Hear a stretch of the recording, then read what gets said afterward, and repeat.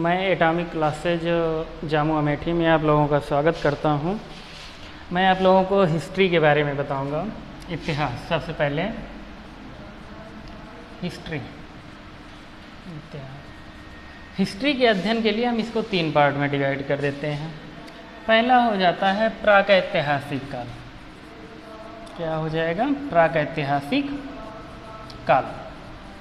और दूसरा हो जाएगा इसमें आद्य ऐतिहासिक काल। और तीसरा हो जाएगा ऐतिहासिक काल। तीसरा हो जाएगा ऐतिहासिक काल। हम प्रागैतिहासिक काल के बारे में पढ़ेंगे। प्रागैतिहासिक काल में कोई भी लिखित साक्ष्य नहीं मिला हुआ, किसी भी प्रकार का लिखित साक्ष्य नहीं मिला हुआ। तो इसके बारे में जानकारी के लिए सिर्फ खनिज या अन्य सामान जो खुदाई में प्राप्त किए गए हैं, हम पुरातत्व की सहायता से इसके बारे में जानते हैं। जब हम पुरातत्व की सहायता से इसके बारे में जानते हैं तो इसमें आ जाता है स्टोन एज। क्या होता है? Stone age. स्टोन एज को हम लोग कहते हैं पाषाण काल। अब हम देखेंगे आद्य ऐतिहासिक काल। आद्य ऐतिहासिक काल में जो है कुछ लिखा गया है, इसमें जो है लिखित साक्ष्य मिले हुए हैं, लेकिन इसमें लिखित साक्ष्य मिले हुए हैं लेकिन उन्हें पढ़ा नहीं गया है। इन्हें पढ़ा नहीं गया है। दूसरी चीज़, इसमें खुदाई में जो है, इसमें खुदाई में विभिन्न प्रकार के स्थल, विभिन्न प्रकार के स्थल मिले हैं या क्षेत्र मिले हुए हैं, जिनका हम अध्ययन कार्बन 14 डेटिंग के अनुसार करते हैं। जब हम कार्बन 14 डेटिंग के अनुसार करते हैं तो पाते हैं कि ये सभी सभ्यता जो थी सिंधु घाटी सभ्यता से रिलेट होती हैं। ये सभी सभ्यताएं सिंधु घाटी सभ्यता से रिलेट होती हैं। यहाँ पर ध्यान देने योग्य यही बातें हैं कि ये इसमें लिखित तो है लेकिन इसे पढ़ा नहीं गया है। तीसरा आ जाता है ऐतिहासिक काल। अब इस ऐतिहासिक में हो जाएगा प्राचीन भारत का इतिहास, दूसरा आ जाएगा मध्यकालीन भारत का इतिहास, तीसरा पार्ट हो जाएगा इसका आधुनिक भारत का इतिहास। आधुनिक भारत का इतिहास। अब हम देखेंगे प्रागैतिहासिक काल, स्टोन एज के बारे में।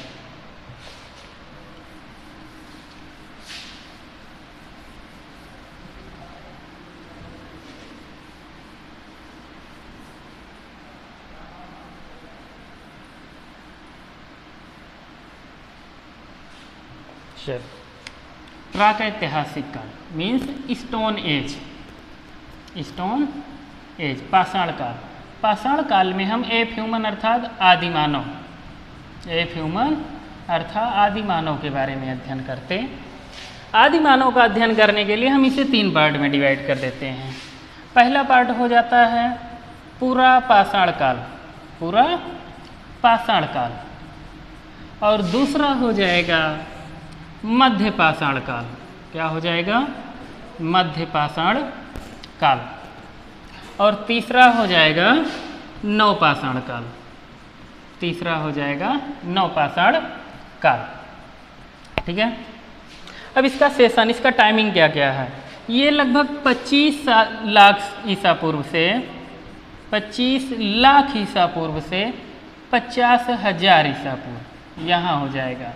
ठीक है, ये हो जाएगा 50,000 ईसा पूर्व। ये 50,000 ईसा पूर्व। लेकिन ये जो टाइमिंग है, क्योंकि इससे हम पूरा पाषाण काल को 3 पार्ट में फिर से डिवाइड कर देते हैं, तो ये हो जाता है लोअर। क्या हो जाएगा? ये लोअर। देखो ये हो जाएगा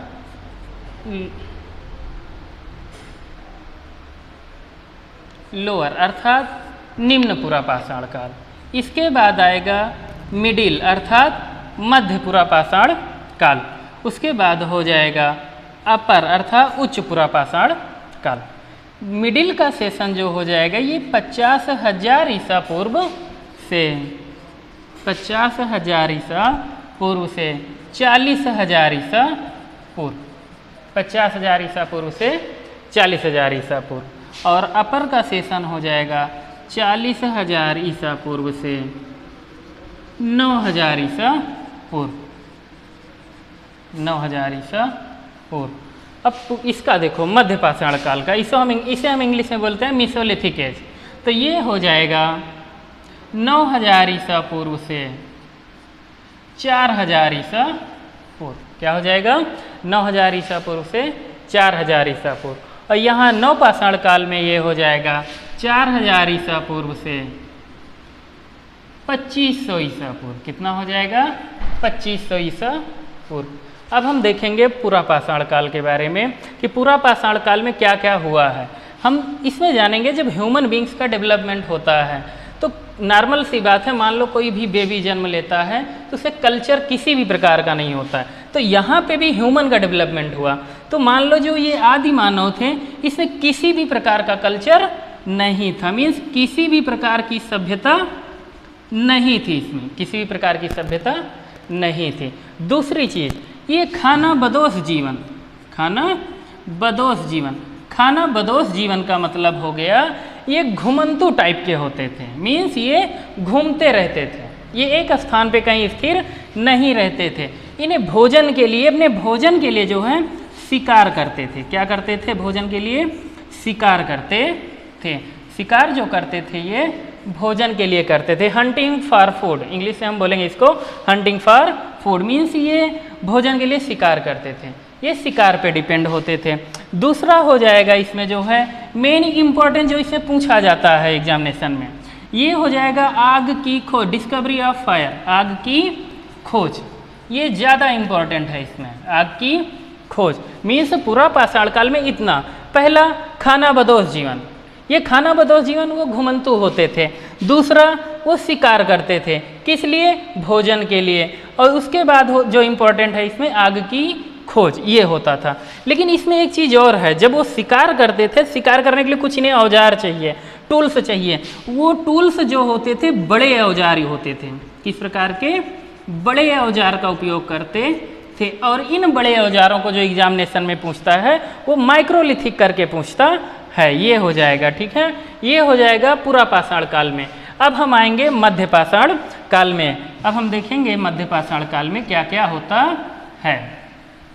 इतना समझ में आया सबको? चलो, मध्य पाषाण काल। मध्य पाषाण काल में ह्यूमन बींग से थोड़ा और डेवलपमेंट हो जाता है। यहाँ पे खाना बदोश जीवन, यहाँ पे एक हिस्सा से मान के चलिए बंजारे टाइप का जीवन जीते थे। ये रहते थे 1-2 दिन, 1 महीने, इस तरह टाइप के यहाँ रहते थे, लेकिन अस्थायी थे। कैसे थे वो? अस्थायी थे। यहाँ पे ये यहाँ पे अस्थायी होते थे। यहाँ पे हस्बेंड्री और एग्रीकल्चर, दूसरा चीज हस्बेंड्री, हस्बेंड्री और एग्रीकल्चर, हस्बेंड्री और एग्रीकल्चर। हस्बेंड्री और एग्रीकल्चर का मतलब हो जाएगा पशुपालन और कृषि के साथ। आप लोग याद रखना, पशुपालन और कृषि के साथ। जब यहाँ पे पशुपालन और कृषि के साथ मिलता है तो जाहिर सी बात है जब ये साक्ष्य मिला है तो ये कहाँ से मिलेगा? तो वो स्थान हो जाता है आदमगढ़। क्या हो जाता है? आदमगढ़। ये आदमगढ़ जो है ये पड़ता है एमपी अर्थात मध्य प्रदेश में। कहाँ पड़ेगा? एमपी अर्थात मध्य प्रदेश में। दूसरा स्थान जो है वो है बागौर। क्या है? बागौर राजस्थान। ये स्थान जो पड़ेगा बागौर राजस्थान। इन दोनों स्थानों से क्या मिला है हमें? साक्ष्य मिले। किसके? हस्बेंड्री और एग्रीकल्चर के साक्ष्य मिले हैं। तीसरा अब हम देखेंगे नवपाषाण काल। नवपाषाण काल में जो है ह्यूमन बींग्स जो है थोड़ा और डेवलप हो जाते हैं। डेवलप होने का मतलब अब वो जैसे यहाँ पे बंजारे टाइप का जीवन जीते थे, अब यहाँ पे थोड़ा सभ्य हो जाते हैं, तो विलेज में जीते हैं, अर्थात विलेज बनाने लगते हैं। अब जाहिर सी बात है जब कोई विलेज में रह रहा है तो वो क्या करेगा? एग्रीकल्चर करेगा, क्योंकि गांव में तभी रह सकता है आदमी जब वो खेती करेगा, जब वो खेती करेगा। यहाँ पे मैंने बताया था अस्थाई, और यहाँ पे जो खेती और विलेज है ये अस्थाई हो जाएगा। ये क्या हो जाएगा? अस्थाई हो जाएगा। मीन्स ह्यूमन बींग्स जो थे यहाँ पे अस्थाई रूप से रहते थे। इसके बाद हो जाएगा नवपाषाण काल में, जब ये रहते थे यहाँ पे विलेज हो गया, एग्रीकल्चर हो गया। इसी में आता है पहिए का आविष्कार। पहिए का आविष्कार भी इसी नवपाषाण काल में होता है। अब पहिए के आविष्कार के साथ साथ इन्होंने क्या किया कि जो तांबा धातु है, तांबा धातु का सबसे पहले भी आविष्कार था, खोज जो है, एक हिसाब से हम कह सकते हैं खोज जो है नियोलिथिक एज अर्थात नवपाषाण काल में हुआ था। इसमें नवपाषाण काल में जितने भी पॉइंट वाइज हैं अब हम सब लोग अध्ययन करेंगे, उसके बारे में जानेंगे। देखो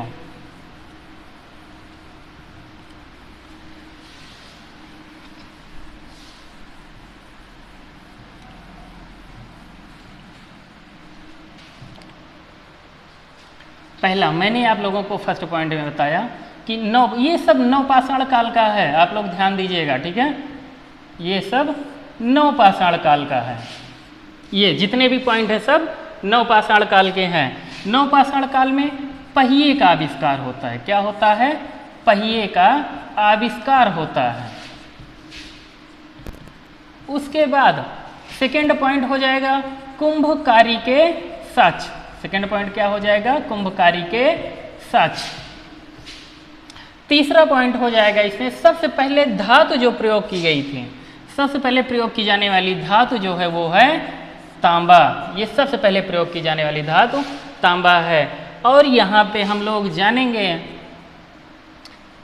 इसमें 3 पॉइंट हो गया, ठीक है। चौथा पॉइंट हम लोग देखेंगे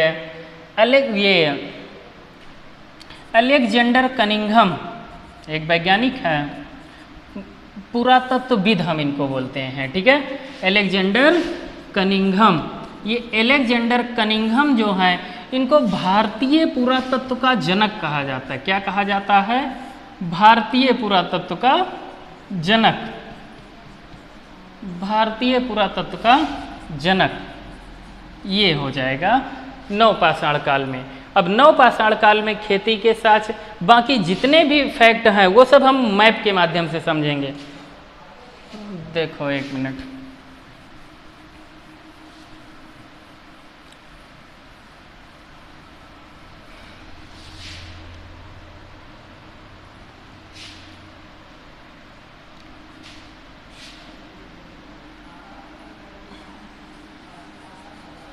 ये इंडिया का नीचे है, ये गुजरात, ये मान लो यहाँ पे ये जम्मू कश्मीर हो जाता है। एक मिनट,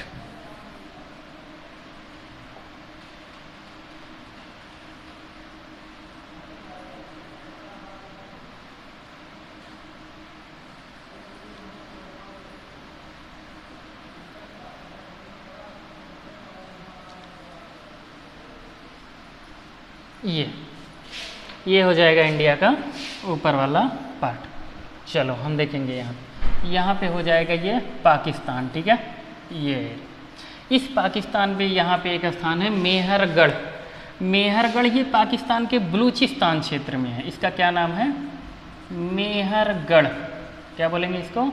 मेहरगढ़। ये मेहरगढ़ जो है ये पाकिस्तान के बलूचिस्तान क्षेत्र में है। यहाँ पे जो साक्ष्य मिला है वो हस्बेंड्री के साक्ष्य मिले। किसके? हस्बेंड्री अर्थात पशुपालन तथा एग्रीकल्चर के साक्ष्य मिले। और एग्रीकल्चर में जो मिला है वो गेहूं एवं जौ के साक्ष्य। किसके? गेहूं एवं जौ के साथ। दूसरा आ जाएगा यहाँ पे गुफकराल। यहाँ पे क्या हो जाएगा? गुफकराल। यह और इसी के नीचे यहाँ पे आ जाएगा बुर्जहोम।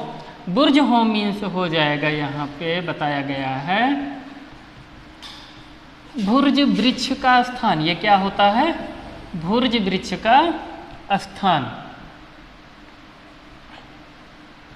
ये भुर्ज वृक्ष का स्थान।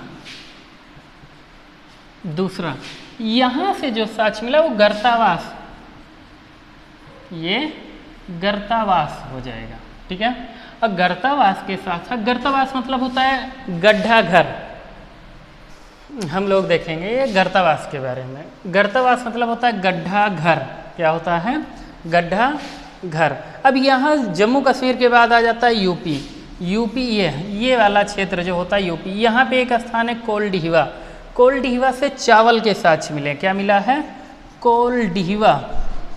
कोलडीहवा से प्राचीनतम चावल का साक्ष्य, प्राचीनतम चावल का साक्ष्य, प्राचीनतम चावल का साक्ष्य कोलडीहवा। इसी के बगल हो जाता है बिहार, चिरांद सारण, वहाँ से हड्डियों के बने औजार मिले हुए हैं। ये मान के चलिए ये बिहार हो जाएगा, ये वाला क्षेत्र। तो यहाँ पे पड़ेगा चिरांद,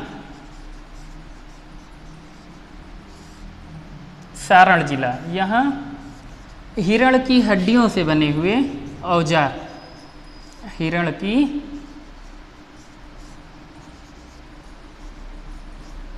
हड्डियों से बने हुए औजार यहाँ से मिले हैं।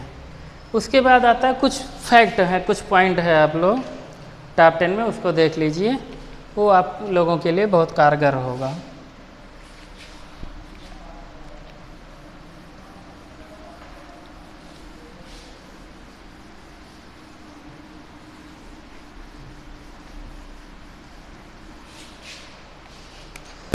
भारतवर्ष, भारतवर्ष की सर्वप्रथम जानकारी जो है हाथी गुम्फा अभिलेख में मिलती है।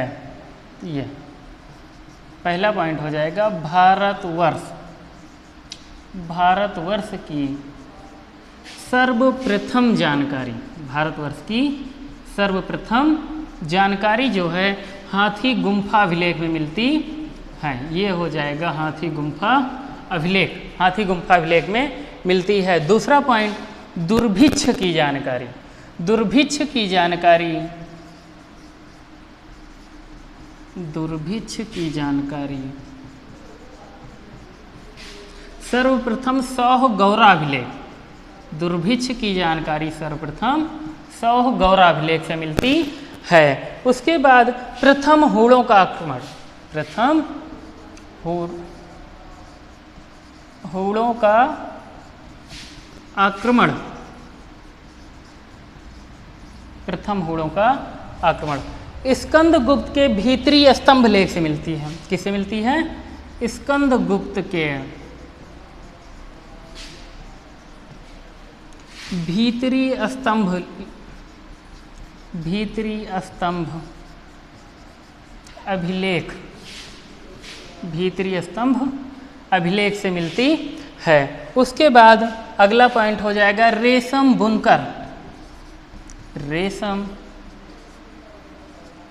बुनकर श्रेणियों की जानकारी, रेशम बुनकर श्रेणियों की सर्वप्रथम जानकारी, रेशम बुनकर श्रेणियों की सर्वप्रथम जानकारी। मालवा नरेश, मालवा नरेश यशोवर्मन के, मालवा नरेश यशोवर्मन के मंदसौर अभिलेख से मिलती है। मंदसौर अभिलेख, मंदसौर अभिलेख से मिलती है। ये सब हो गए पॉइंट। अब इसके बाद जो है मैं आप लोगों को कल सिंधु घाटी सभ्यता के बारे में पढ़ा